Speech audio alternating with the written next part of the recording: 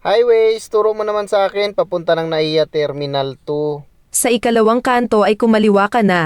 Ito ba, Waze? Hindi naman kaliwa to eh. U-turn naman to eh.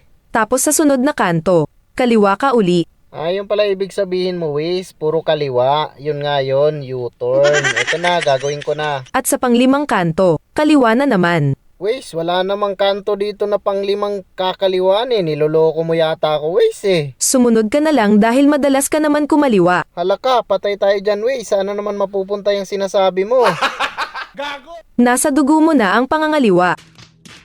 Sabi ko na nga pa, Waze eh. Ayan ka na naman eh. Bisyo mo na yan. Patay tayo dyan, Waze. Di mo ba alam loyal ako?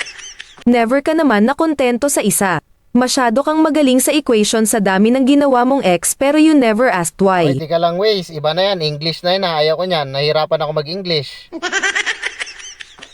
Sobra kang magmahal. Pati ang mahal ng iba ay minamahal mo din.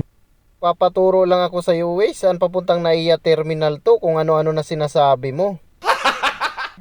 Para kang player ng gilas na laging nakikipagpaligsahan sa paramihan ng shoot.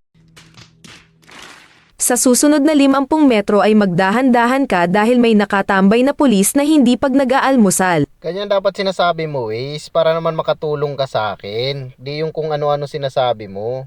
Baka ma-charge ka ng overspeeding. Overspeeding. 20 nga lang takbo ko dito eh. Baka ang pulis na ito ang makahuli sa iyo.